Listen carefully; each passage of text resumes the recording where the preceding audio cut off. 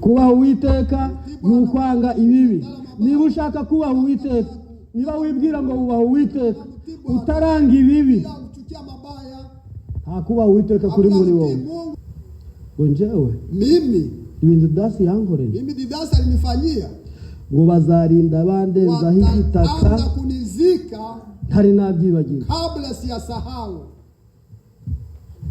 Mu gitondo Bowazi yatera indirimbo, Bowazi akileta nyimbo, ukaja mu mwuka, unaenda ndani ya kiroho. Gloria yatera indirimbo ngo tuzaja mu ijuru kureba abariyo, kuona wenye wako kule, nawe ugasimbuka, na unaruka, kandi uzarinda upfa wahi kufa bakurenzeho igitaka ucibuka ibibi Didasi yagukoreye.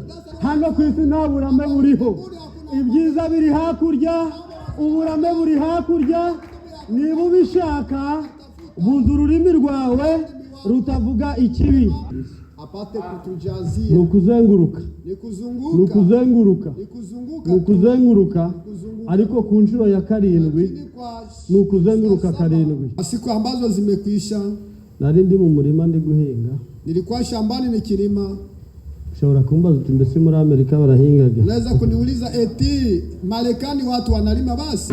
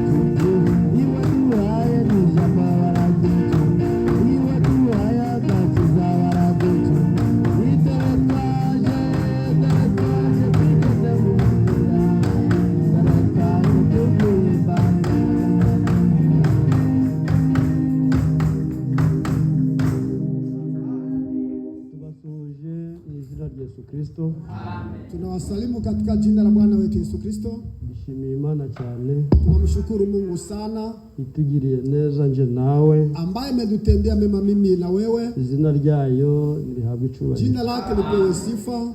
Ni Imana idusumba twese, ni Mungu zaidi yetu sote kwa ujumla. Yivuze ntawayicecekesha, anaposema hakuna kumnyamazisha, kandi niyo yicecekeye, na kama inanyamaza ntago wayihata kuvuga, hawezi kumkaza kusema.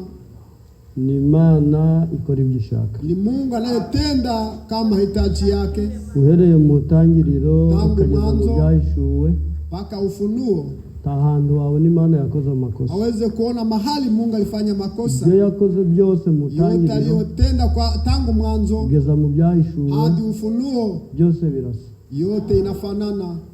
Ta bintu by'Imana yakoze, hakuna mambo Mungu alitenda biri mu jambo ryayo bitandukanye n'ibindi. Ndani ya neno lake tofauti na ingine, kuko ijambo ryayo ari ukuri, maana neno lake ni kweli, ni Imana nayo ni nyakuri, na Mungu ni mwenye kweli. Yaravuze iti, alisema eti mubabera moyo watakatifu kuko nanje kama vile nami ni mtakatifu. Mu minsi size, kwa siku ambazo zimekwisha, nari ndi mu murima ndi guhinga, nilikuwa shambani nikilima. Ushobora kumbaza uti mbese muri Amerika barahingaga? Unaweza kuniuliza eti Marekani watu wanalima basi? Fashe ubutaka nibutse ko ari nk'umuntu yaturutse. Niliposhika udongo nilikumbuka kwamba mtu ni pale alitoka. Ndongera nanje ubwanje ndireba, nami nilijitazama pekee. Ndavuga ngo nsubiye mu butaka, sema kweli nikirudi ndani ya udongo, nanje nazaba nk'uko ubutaka bumeze. Mimi naweza kuwa kama hivi hii udongo. Nongeye nsomya amagambo y'Imana rero avuga ati, na aliposoma maneno ya Mungu ya kusema eti umuntu wese waturutse mu butaka, kila mtu alitoka ndani ya udongo, azasubiramo nk'uko yavuyemo. Vile kama Nuwavuye ku Mana azasubiramo nk'uko yavuyemo. kama Kandi vile Imana ari igitangaza. Mungu ni ajabu Bavuga sana. ngo Imana ni ukuyishima kandi tukayubaha. Tunaitii. Nakwitegereza iby'isi rero Napotazama mambo ya ulimwengu ngasanga nta n'umumaro bimaze. hakuna maana. Je numva ntabihirimbanira Mimi siweze kujikazia ile. kuko nirebye nsanga nzasubira mu butaka. Mbona kuba ubutaka nta n'icyo nzasaruraho, ahubwo mbona aho nzasarura ari hakurya. Yampaye umwuka, kandi uwo mwuka niwe ngaburira kugira ngo nanjye nzagere hakurya. Twongeye gusuhuza abera mu izina rya Yesu Kristo. Icyamba ugakunda iby'umwuka kubirutisha iby'umubiri. Mushaka ibyiza mwe gushaka ibibi kugira ngo mubeho, nibwo Uwiteka Imana Nyiringabo izabana namwe kuko mwibwira. Mugire mwange ibibi mukunde ibyiza. Amen. Igitabo cha Petero ya mbere, Petro wa kwanza ibice bitatu, sura 3 ku murongo wa 9. Timukiture umuntu inabi yabagiriye cyangwa igitutsi yabatutsi, ahubwo mumwiture kumusabira umugisha, kuko ari byo mwahamagariwe, kugira ngo namwe muragwe umugisha. Kuko byanditswe ngo ushaka gukunda ubugingo no kubona iminsi myiza abuze ururimi rwe rutavuga ikibi, n'iminwa ye itavuga iby'uburiganya, kandi azibukire ibibi akore ibyiza, ashaka amahoro ayakurikire kugira ngo ayashikire, kuko amaso y'Uwiteka ari ku bakiranutsi. Amen. Mwami n'umukiza wacu Yesu Kristo, tugarutse mu maso hawe, tuje turi abana bato, ariko wewe uri umubyeyi mukuru, uri data wa twese, uri Imana ishoboye byose, uri Imana idahemuka. Izina ryawe nirihabwe icubahiro. Tubabarira amafuti yacu, utwezeshe amaraso yawe. Iri jambo ritweze, iri jambo ridutunganye, iri jambo ritugarurire ubuzima, iri jambo riduhindure, rikiza abarwayi, ritanga imbaraga ku banyantege nke. Tuvane mu mubande utuzamure ku musozi, igaragaze nk'uko igaragaje cya gihe. Bene data n'abashiki bacu barakubonye mu nyanja itukura, bari bahuye n'ibigeragezo, natwe ibyatuma tugeragezwa, ngwino uhagarare imbere yacu tukubone, udukorere ibitangaza. Ihesha icubahiro nk'uko usanzwe ubigenza, mu izina rirenze ahandi rya Yesu Kristo. Amen. Twashobora kwicara. Dushimiye Imana cyane, tunamshukuru Mungu sana idushoboje kuboneka, ambaye ametuwezesha kuonekana hapa mu izina rya Yesu Kristo. Twicaye turasoma, tunapokaa tutasoma igitabo cha Yesaya, ibice sura 55 duhereye ku murongo wa 6. Nimushaka Uwiteka bigishoboka ko abonwa, nimumwambaze akiri bugufi. Umunyabyaha nareke ingeso ze, kiranirwa areke ibyo yibwira, agarukire Uwiteka nawe aramugirira ibambe, agarukire Imana yacu kuko izamubabarira rwose pe. Amen. Dushimiye Imana cyane, tunamshukuru Mungu sana kuba itubonanishije turi bazima, kwamba ameacha tunaonana tukiwa hai. Nta kindi kibiteye, hakuna sababu nyingine kwa kugira ngo ize kutuburira nje nawe, kusudi apate kutualifu mimi na wewe. Dusomye amagambo asa n'ari menshi, tumesoma maneno kama kandi hari nandi turi buze gusoma, mengine ambapo tutasoma ariko ntabyo mutazi, lakini hakuna ambaye hamjui, kuko twababwiye cya gihe maana tuliwahi kuambia nukugerekeranya ibuye kurindi, kuweka jiwe juu ya ingine, nukuza ugashiraho undi nawe akaza agashiraho, unarudia unaweka, kugira ngo Imana usudi Mungu itwuzuririze, apate kutujazia. Nukuzenguruka. Nukuzenguruka. Ariko ku nshuro ya karindwi nukuzenguruka karindwi. Kugira ngo bya bindi biri imbere yawe bikuva imbere biguhigamire wambuka ugere hakurya nukugumya kuzenguruka. Bakatubwira tukagaruka, ejo tukagaruka, bukeye bwaho tukagaruka, bwakongera kwira tukagaruka, bwakongera guca tukagaruka, kugira ngo twumve icyo Imana ishaka kuri twe. Pate gusikia yale Mungu anatafuta kwetu. Turaganira ku bimenyetso ongea kuhusu alama bigaragaza umukunzi w'Imana cyangwa se abakunda Imana. Wanaomupenda Mungu. Ibimenyetso byerekana abakunda Imana. Wale wanaomupenda Mungu. Hano hari abakunzi b'Imana. Hapa kuna wapenzi wa Mungu basi. Hari ibyo dukwiriye gukora. Kuna mambo hari ibituranga. Kuna vitu vinakutambulisha. Niba turi abakunzi b'Imana, sisi ni wapenzi wa Mungu, bisabye ngo dutege amatwi. Dutege masikio. Ibimenyetso alama biranga abakunzi b'Uwiteka. Wanaomupenda Mungu. Abakunzi b'Uwiteka wanaomupenda Mungu hari ibibaranga. Kuna vyenye kuwatambulisha. Abakunzi ba Satani hari ibibaranga. Umukunzi w'imbiya hari ibimuranga. Umukunzi w'inzoga hari ibimuranga. Umukunzi wa maraya hari ibimuranga. N'abakunzi b'Uwiteka bafite ibimenyetso. Nta kintu na kimwe kibaho kidafite ikimenyetso. Ntabwo wabona umuriro gwatse gutamanjije umwotsi. Ntabwo wabona umuriro gwatse gudafite aho guri gukomoka. Buri kintu cyose gifite alama n'ibimenyetso byacu byo kuzamurwa biraje. Kandi ntabwo bizatinda. Kandi niyo byatinda bizasohora. Ibimenyetso by'umurwayi iyo ashaka gukira biragaragara. Ibimenyetso by'umurwayi iyo atari bukire nabyo biragaragara. Ibimenyetso by'umugenzi ko arasoza urugendo nabyo biragaragara. Ibimenyetso by'umugenzi ko ruramunanira nabyo biragaragara. Ibimenyetso by'abakunzi b'Uwiteka. Amen. Amen. Ushaka ibyiza mwe gushaka ibibi kugira ngo mubeho. Nibwo Uwiteka Imana Nyir'ingabo izabana namwe kuko mwibwira. Amen. Amen. Mwange ibibi mukunde ibyiza mukomeze imanza zitabera. Amen. Mwange ibibi mushaka ibyiza. Zaburi ya 97 niba hari wahageze yasoma umurongo wa 10. Umurongo wa 10. Shairi ya 10. Wa 10. Shairi ya 10. Amen. Mwabakunda Uwiteka mwe mwange ibibi.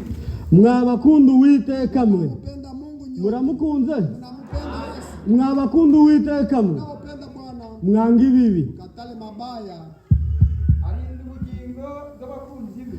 Uwiteka abamukunda kwanga ibibi azarinda ubugingo bwacu kuko natwe tumukunda.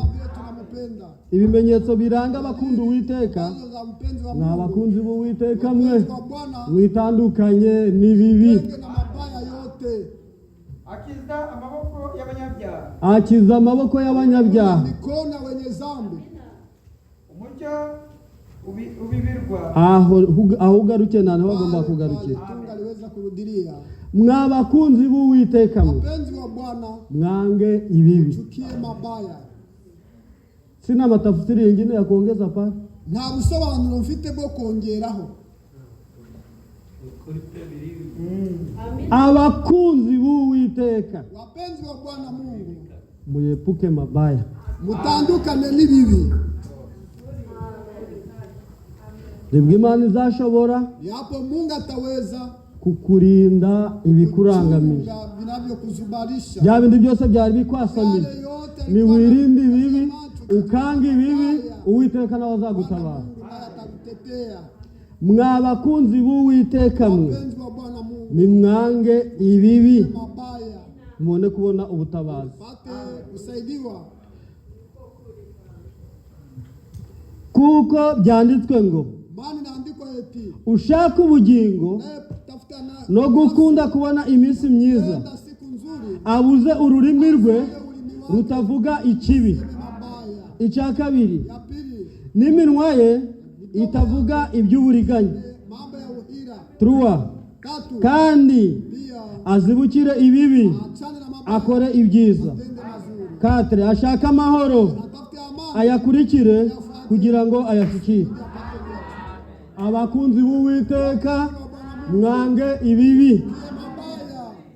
kuko byanditswe ngo Bali naandikwa eti ushaka gukunda ubugingo nafsi yake no kubona iminsi myiza siku nzuri, azibukire ibibi, achie mabaya, atafute amani. ashaka mahoro Guhera iwawe tangu kwako, shaka amahoro, tafuta amani ku baturanyi kwa majirani, tafuta amani, shaka mu mahoro kazi ndani ya tafuta kazi, amani, shaka mahoro barabarani tafuta amani, kwenye shule tafuta amani, aha uri hose hali uko pote, stay in peace. yote tafuta amani. Naho nubu umunyentambara wa buri gihe Uko na vita za ntabwo kila Imana izagutabara. Mungu hatakusaidia.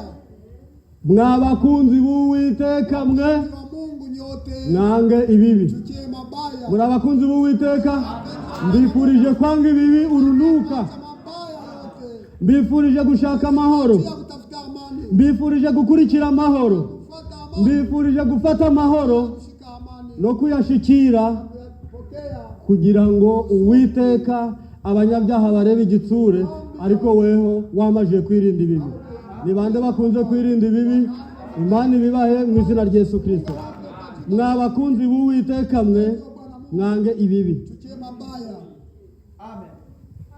Soma 34 Soma uwa 13 kwa 13 aho kuri Zaburi. pale kwa Zaburi, Zaburi 34 Zaburi 37 na 4 na 4, usomo wa 13. soma ya shairi ya 13. basoma mu kirori mu mafoto. Amen. Amen. Bana bato nimuze mu nyumvi, ndabigisha kubaha Uwiteka. Ninde ushaka ubugingo agakunda kurama? Bana bato Watoto wachanga ndi kubigisha, na wafundisha, turi abana b'Imana, ni watoto wa Mungu, ntabwo turi abacu ngo twigenge, turi abana b'Imana. watoto wa Mungu. Uyu ni Dawudi, Ni Daudi, iyi ni indirimbo. nyimbo, Bana bato, watoto wachanga, turi abana bato, sisi ni watoto, turi abana b'Imana. watoto wa Mungu. Ninde mwana usumba se? Mtoto anapita baba yake, Turi abana bato, sisi ni watoto, turi abana ba papa. Bana bato watoto wachanga, ndabigisha kubaha Uwiteka. fundisha kutii Mungu. Avance. Endelea. Ninde ushaka ubugingo agakunda kurama kugira ngo abone ibyiza? Ninde ushaka ubugingo agakunda kurama? Kusudi apate Mwabana b'Imana mwe, ni watoto wa Mungu. ndi kubabaza. Ninawauliza, Bibiliya iratubajije, natuuliza, nanjye nguteye ikibazo, nanjye ndacibajije. Ninde muri twe ushaka ubugingo agakunda kurama? kusudi apate kudumu. Uje ubuze ururimi rwawe utavuga ikibi. Uje ufata ururimi rwawe Zuia ulimi wako, urubwira uti wa rurimi rwanje we rero, dore ibibi biraje, haya yanakuja, ariko umfashe nisaidia nte kubivuga. nisimiseme kabisa. N'iminwa yawe itavuga iby'uburiganya. Kandi n'iminwa yawe nayo Midomo yako nayo itavuga iby'uburiganya. ya uhila. Va mu byaha ujye ukora ibyiza. Mwabakunzi b'Uwiteka mwe, muve mu byaha, Toka ndani ya dhambi, tuve mu byaha, dukora ibyiza. tende mema.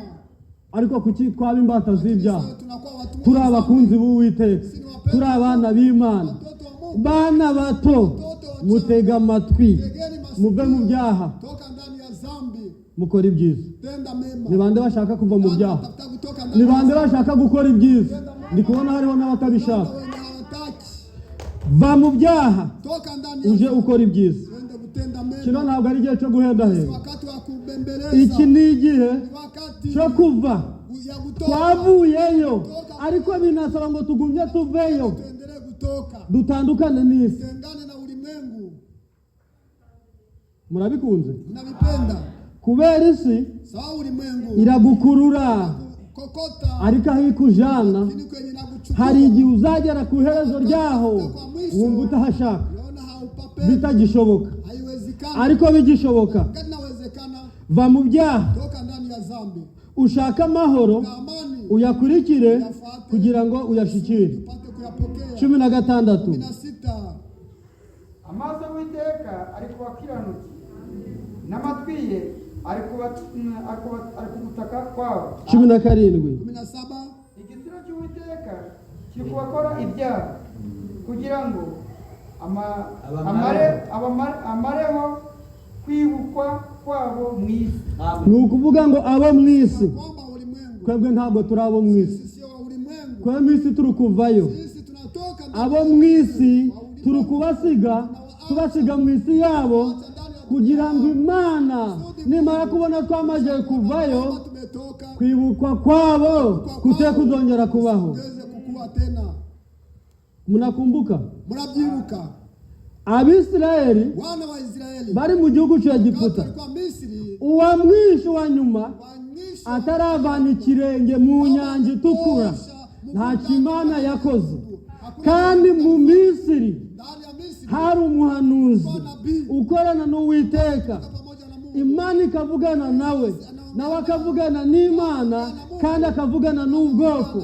Abo mu Misiri baramwumvaga, na Farawo nawe ari umwami akamwumva, ariko ntabwo byatumye Farawo atarimbuka kandi yarumvise.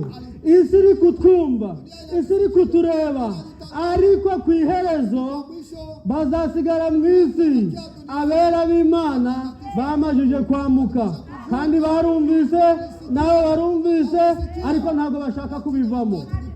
Ikibabaje ni ikihe? Nuko nawe waba uri hano usigaye mu isi.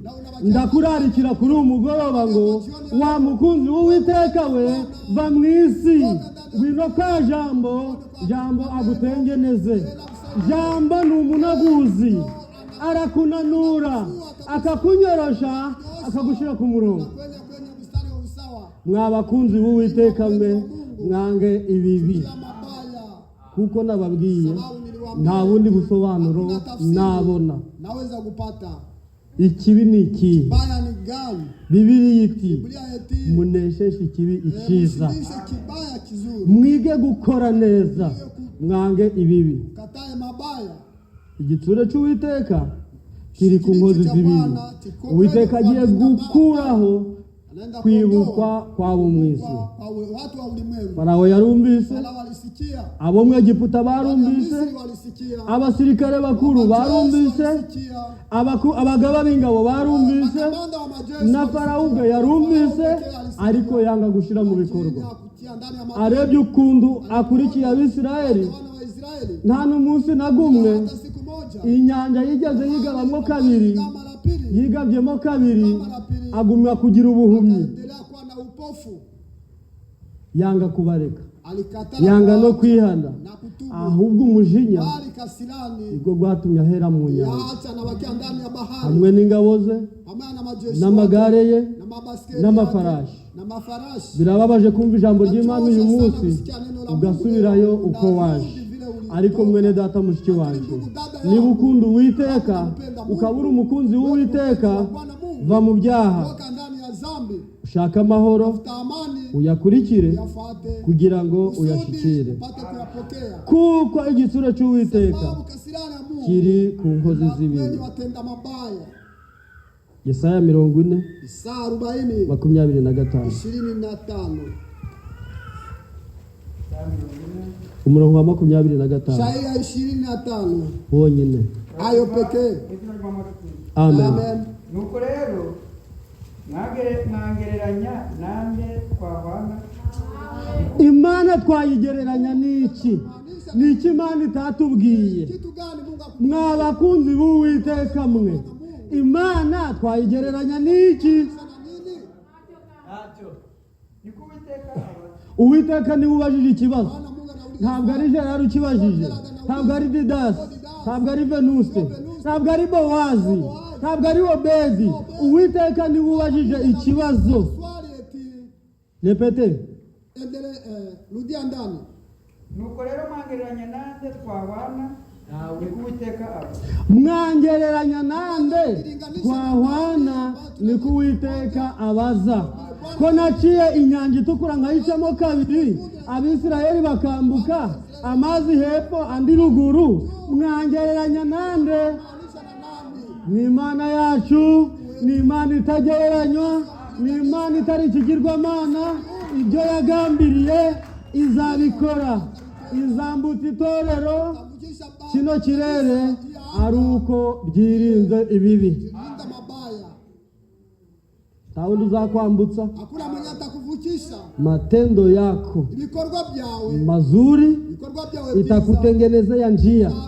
Matendo yako mabaya itakufunjia njia, hautapita. Haguzatambuka. Uhise mwiki? Unachagua nini? Mwabakunzi b'Uwiteka mwe, mwirinde ibibi. Mujirinde mabaya. Kwa nini? Kubera iki? Kuko byanditswe ngo Mani nandikwa eti ushaka gukunda ubugingo no kubona iminsi myiza abuze ururimi rwe rutavuga iby'uburiganya. Pende mambo ya ujanja. Abuze ururimi rwe rutavuga ikibi n'iminwa ye itavuga iby'uburiganya, ahubwo ave mu byaha. Ushaka amahoro, kwa nini magombi? Haupendi kwenda mbinguni? Kubera umuntu ushaka kuja mu ijuru yirinda amahane. Umuntu ushaka kuja mu ijuru yirinda ibyaha. Umuntu ushaka kuja mu ijuru agira urukundo, agakunda n'abatamukunda. Ariko ugenzuye urukundo rwa benshi rumeyoyoma, rwarayoyotse. Byatewe n'iki? Ilisababishwa na nini?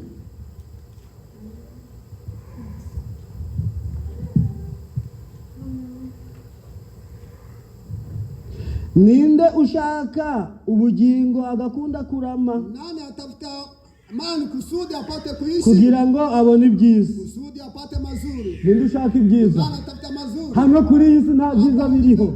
Hano ku isi nta burame buriho. Ibyiza biri hakurya, uburame buri hakurya. Niba ubishaka, buza ururimi rwawe rutavuga ikibi, n'iminwa yawe itavuga iby'uburiganya. Uzaba utsinze. Rwari ruri kukurega uyu munsi, ejo bazaja gufungura ibitabo basanga warutsinze. Ururimi rwe ntabwo ruvuga iby'uburiganya. Ururimi rwe ntabwo ruvuga ikibi.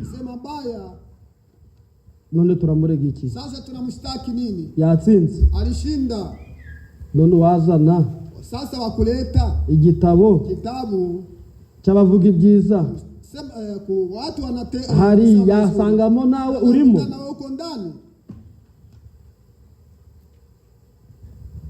Onjewe mimi ibintu Didasi yankoreye. Mimi Didasi alinifanyia ngo bazarinda bandenza h'igitaka kunizika hari nabyibagiwe kabla siyasahau.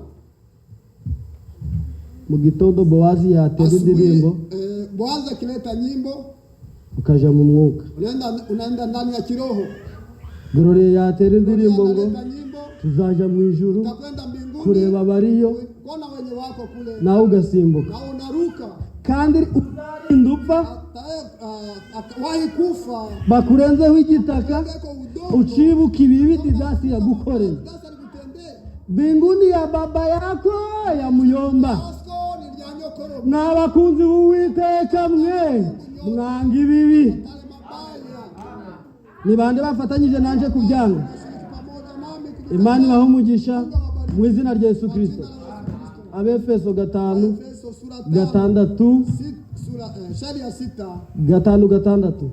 5:6 kugeza hepfo wa 6 kumanura hepfo. Shuka chini. Amen. Amen. Hakagira umuntu ubohesha amagambo y'ubusa.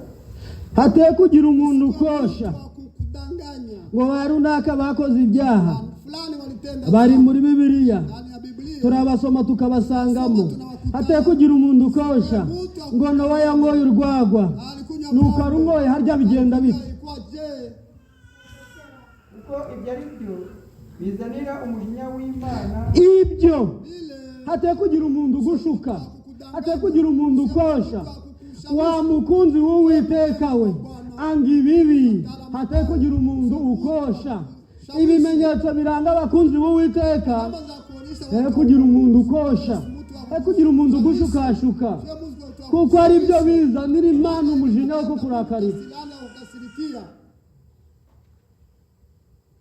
Komeza. Endelea. Kugira umuntu uboresha amagambo y'ubusa, kuko ibyo ari byo bizanira umujinya w'Imana abatayumvira. Kuko nuko mukifatanye nabo. We kuzifatanya n'umuntu uri kukosha ngo rata kino gihugu ntiwagishobora utanyoye ku kayoga, ntabwo washobora akazi utanyoye ku kayoga, ntiwakora ibi. Wabisomye ko Nowa yayinyoye, amaze kuyinywa harya byagenze bite? Habonetse ubusambanyi, haboneka n'umuvumo. None ushaka ngo nawe uvumwe bakoshe wemere kugira ngo nawe ubone umuvumo? Biragatsindwa.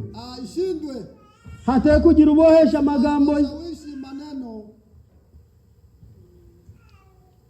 Ntihakagire umuntu ubohesha amagambo y'ubusa, kuko ibyo ari byo bizanira umujinya w'Imana abatarayumviye. Nuko ntukifatanye nabo, kuko kera mwari mu mwijima, none muri ab'umuco mu Mwami wacu. Nuko mugende nk'abana b'umuco, kuko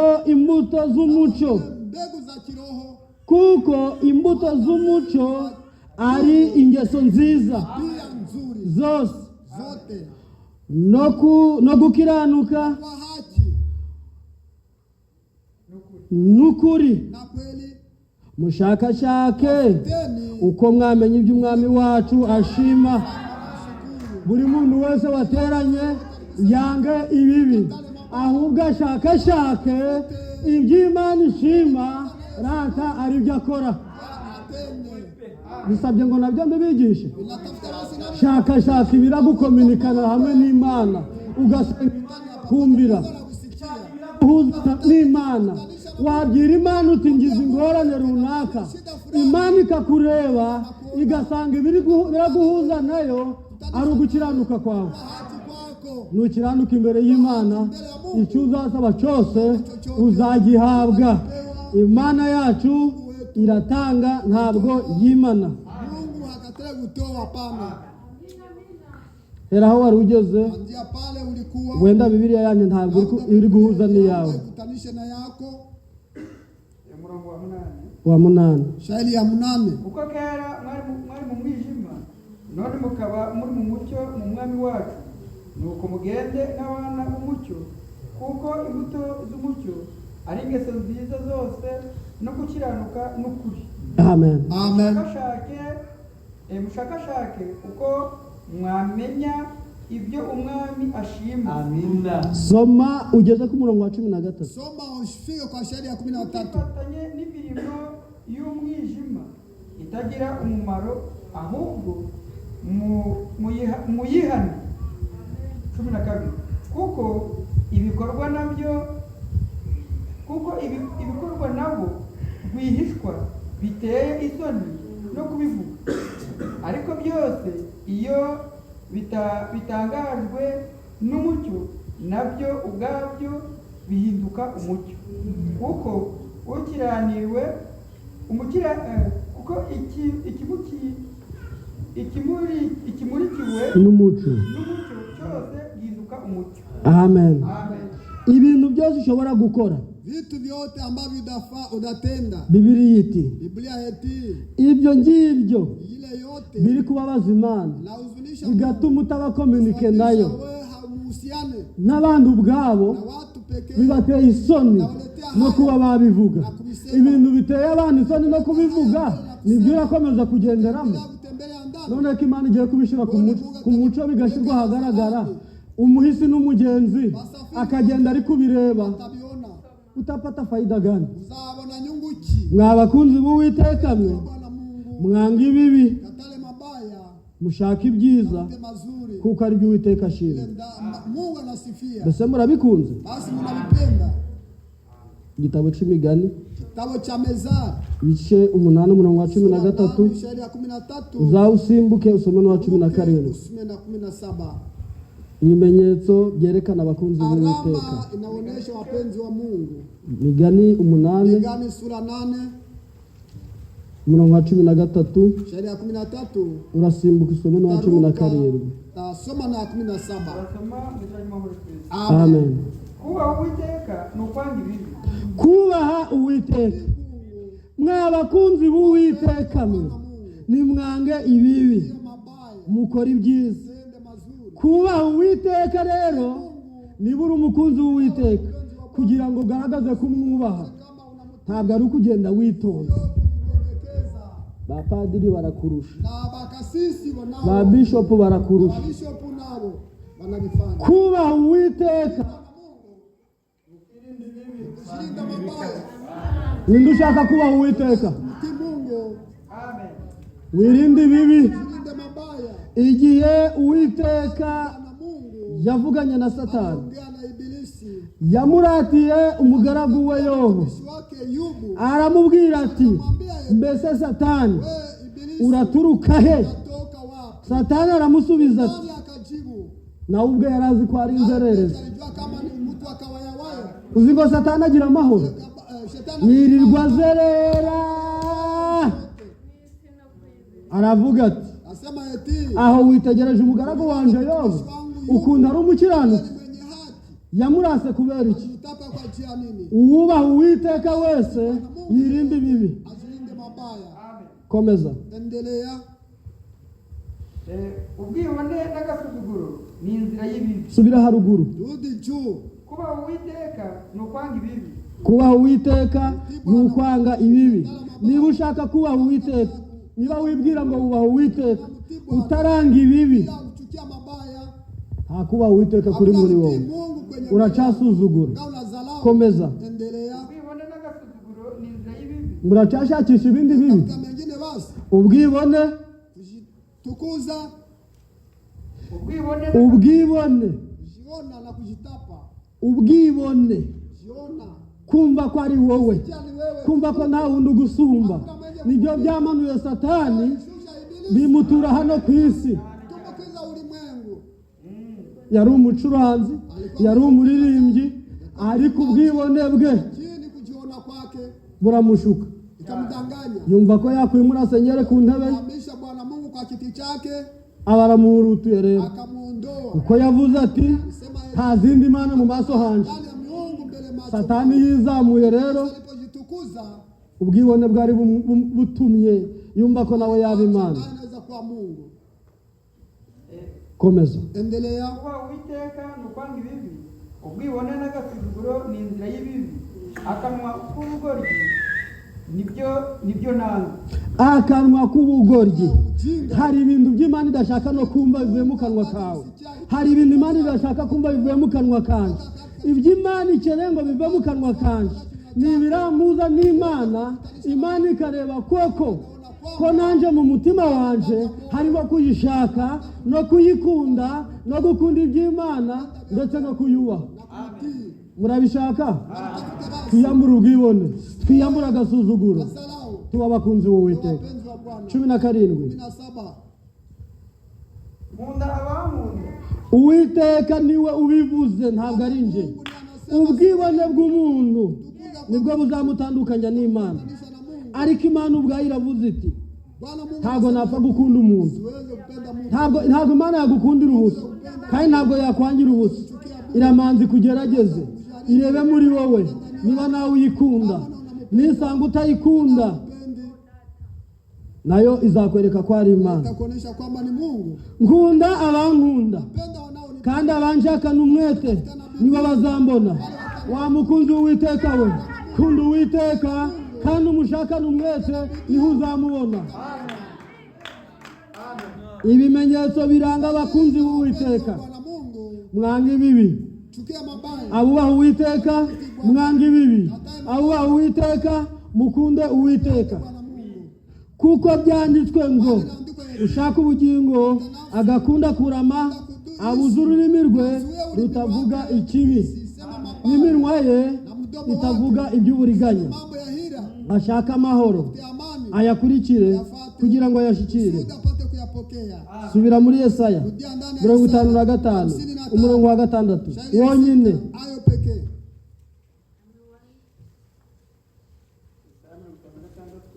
Hamsini na tano shairi ya 6. Nimushake Uwiteka bigishoboka ko abona. Mwa bakunzi b'Uwiteka mwe, iki Imana dushakaho ntabwo ari ukubyina, ntabwo ari ukubwiriza, ntabwo ari ukuririmba, ntabwo ari ugusenga cyane, ntabwo ari ugusoma Igifaransa, ntabwo ari ugusoma Icyongereza, ntabwo ari ukuvuga mu ndimi. Oya, mushaka Uwiteka bigishoboka ko abona. Weho wateranye, shaka Uwiteka bigishoboka. Nanjye uri kubivuga, shaka Uwiteka bigishoboka ko abona. Kubivuga ntabwo bihagije, mbivuga ariko nanjye mushake, ubyumve nawe umushake, uririmbe umushake, usenge umushake, uvuge mu ndimi umushake, uhanure umushake, bigishoboka ko abona. Mushaka Uwiteka bigishoboka ko abona. Icya kabiri, mwambaze atari yagera kure, hari igihe azagusiga uzaba utakimubona. Mwambaze akiri bugufi. 3. Umunyabyaha wese waba yateranye kuri uyu mugoroba, izo ngeso z'ibyaha ashana nazo. Ukiranirwa areke bya bindi byose bidakiranuka bisohokemo. Ondoka ndani. Ukiranirwa areke ibyo yibwira. Ukiranirwa areke ibyo yibwira. Naye aache mabaya yake. Agarukira Uwiteka nawe aramugirira ibambe. Nibande bakeneye kugarukira Uwiteka nawe aratugirira ibambe. Nkunda bankunda, abanshakana umwete nibo bazambona. Mushaka Uwiteka bigishoboka ko abonwa, mumwambaze akiri bugufi. Mwa bakunzi b'Uwiteka mwe, mwange ibibi. Mushaka Uwiteka bigishoboka ko abonwa, mumwambaze akiri bugufi. Ushaka ubugingo no gukunda kurama abuza ururimi rwe rutavuga ikibi n'iminwa ye itavuga iby'uburiganya. Mushaka amahoro muyakurikire kugira ngo muyashikire. Igitsure cy'Uwiteka kiri ku nkozi z'ibibi, ariko amatwi y'Uwiteka ayategeye abayitakira. Abateranye kuri uyu mugoroba mbifurije gushaka Uwiteka bigishoboka ko abonwa, mukamwambaza akiri bugufi. Abakunzi b'Uwiteka twese tukanga ibibi. Abateranye mwese mbifurije gutura muri aya magambo kugeza ku munsi wa Arevema. Aho murarara n'Uwiteka. Shalom.